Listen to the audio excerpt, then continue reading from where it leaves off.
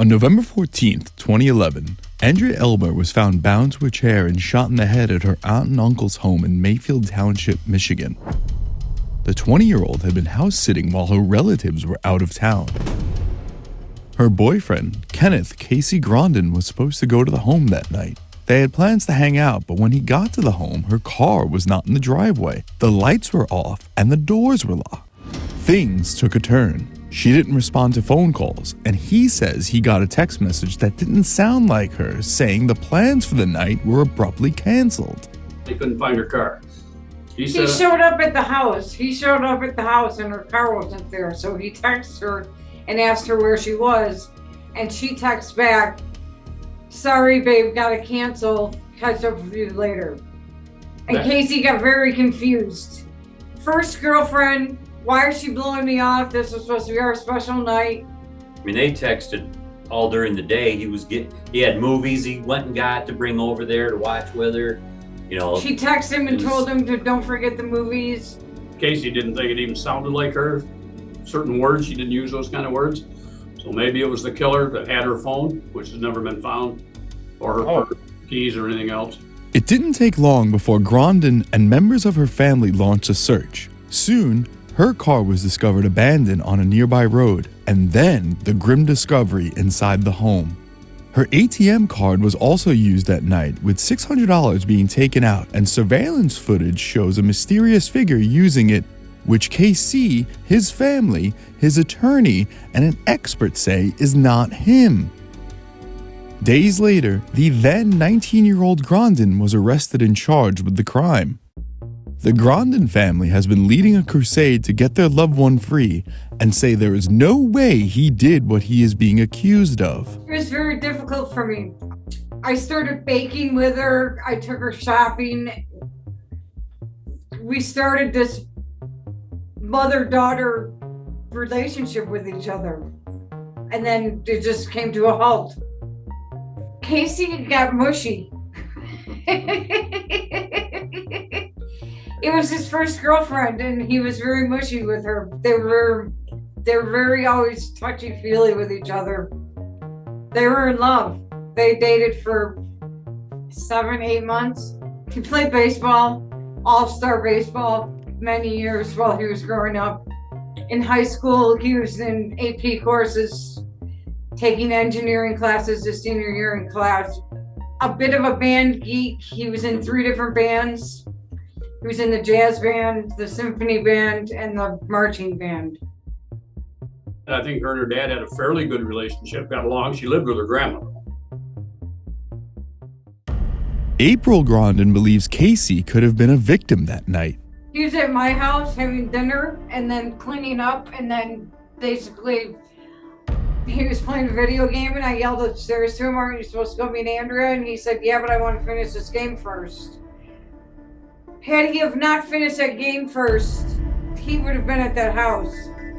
He might have been killed. We think he got saved by being late there. We don't know everybody that Andrea knew because nobody broke in.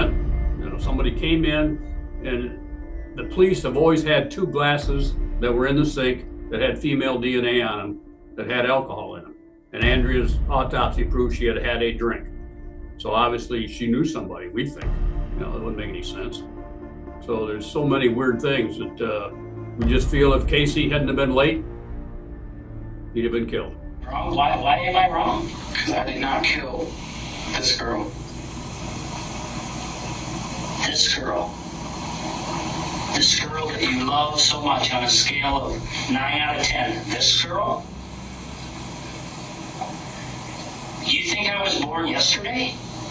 You think I haven't been doing this for a long time? Prosecutors and police honed in on a piece of hair that belonged to Andrea, which was found in a pair of KC's sweatpants that cops grabbed out of a hamper full of dirty laundry from the Grondin home, leading to defense claims that the evidence was tainted. Even that there's no blood on his pants. You know, that alone, I would have thought, if I'd have been a jurist, hey, if that hair was sitting on his pants from the time of the murder scene, then what? He leaves there, goes over to the Walmart and buys something, and then he goes and meets some friends over here and watches movies. I do, Casey. You're telling something I didn't do. No, I'm telling you something you didn't do.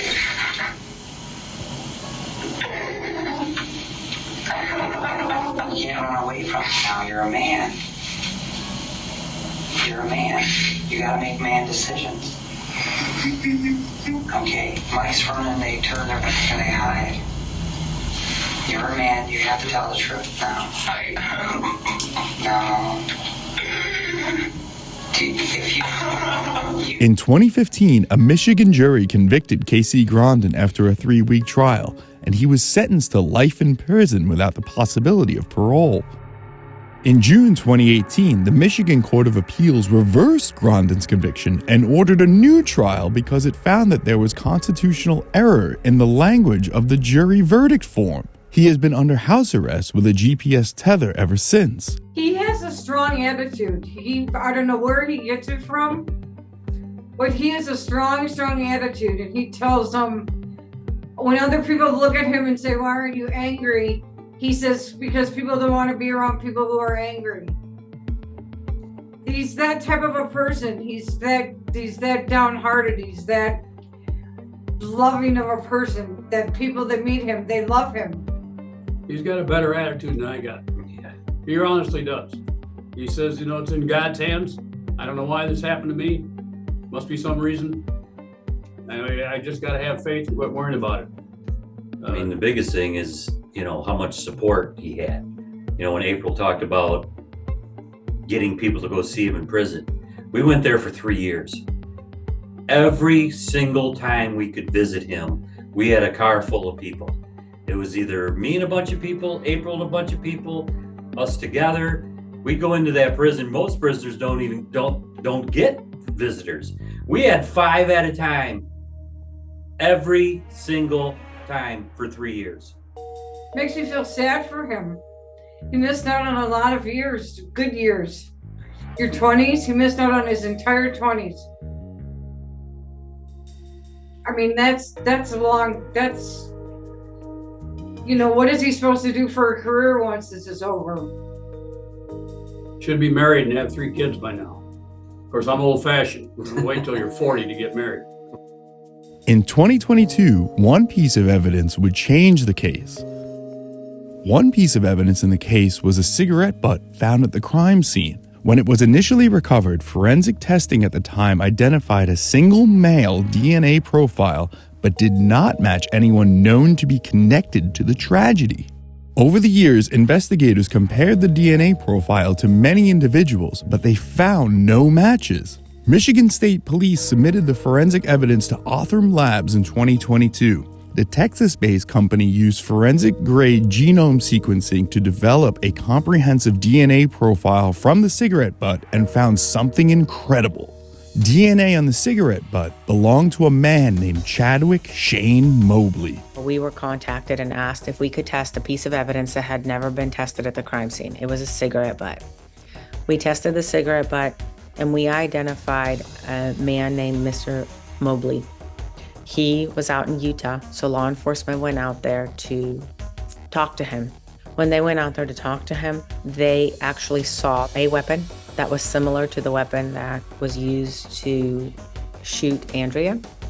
And so they took the weapon for ballistic testing, and it was 100% match.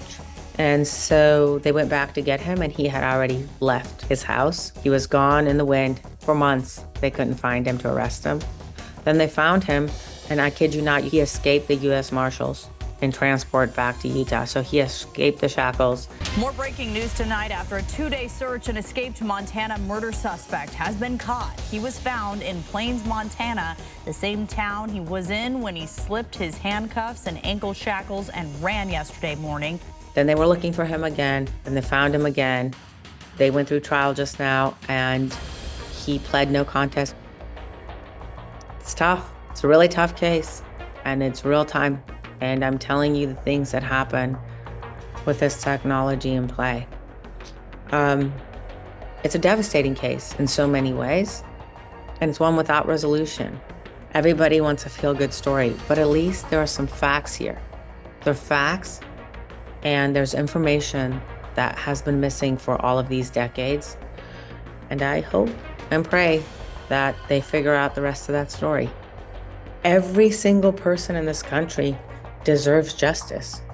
In fact, safety is a basic human right. And every single person we are talking about right now has already been failed by society. They were not kept safe. Someone attacked them. Someone harmed them. And it's our duty to make sure that they have the best chance of actually healing from that, of identifying that perpetrator and getting the answers they need. In any one of these high-profile cases, that becomes a question. Did the person do it? Did the person not do it? But it happens in every case. And there are always people that might have had the same type of car, been at the area at the same time, owned the same type of weapon, that are collateral damage because they remain on that suspect list until you can actually solve that crime. This technology allows them to be removed very swiftly because it gives you instant information about the person that actually committed the crime or left the DNA at the crime scene. Following his evasion from U.S. Marshals, Mobley was arrested in Montana and later extradited to Michigan to face murder charges. On February 17, 2025, the Michigan Attorney General's office announced that Mobley pleaded no contest to first-degree premeditated murder, felony murder, and felony firearm. He was sentenced in April to life imprisonment without the possibility of parole. At his sentencing, he told the judge he never heard of or knew of KC Grondin. As far as Kenneth Grondin goes, I do not know who this guy is. Mobley's statement was something of a bittersweet surprise to the Grondin family. I was mowing my lawn at the time, and my wife come running out of the house waving her arms. They shut the lawnmower off, ran in the house. Actually ran out of my back porch, sit there and cried. So I thought, oh, this is it. Okay, finally it worked. Because they still assume, and like I said, the one thing we agree with them on, somebody else was there who think helped him. So they assumed they're going to prove that other guy was KC, the other person. And we know they re-interviewed at least 40 people of Casey's friends that they'd all investigated before. Anybody he knew in high school, it seemed like. And they've never found anything. We have the guilty party. There might be another guilty party, but we haven't found him yet, or her yet. But they won't admit they're wrong. Plain and simple. That's what's making me mad, is it can be done now. Mobley didn't need to say what he said. I think that it was his way of apologizing to KC as well as Andrea. Because he did not need to say that. Nobody made him say that. He said that on his own. It used to make me mad at Andrea's family because they stare at us in court, like we're guilty too because we love Casey. But now I'm over that. I forgive them. I don't blame them. We need justice for Andrea. The total justice for Andrea is to find the real murders and send them to jail. That will free Casey. But made me realize maybe I was wrong. Just be praying for Casey's freedom all along, and justice for KC. Should have been praying for justice for Andrea. Despite Mobley admitting not knowing KC Grondin and pleading no contest to the murder of Andrea, the state of Michigan is still pursuing their case against KC Grondin. It just needs to end. If they dropped the charges, that would be a big thing to me. I'd be pretty happy. But ultimately, I really want the DNA to find who was connected with him, because we don't believe he did it by himself. That will exonerate KC and bring justice for Andrea. And personally, I don't care. I don't want a stinking penny from the state. I don't. I don't even like money. Ask him, I give it away. He gave it all away to get us this far. A new jury trial for KC Grondin is scheduled for January 13th, 2026.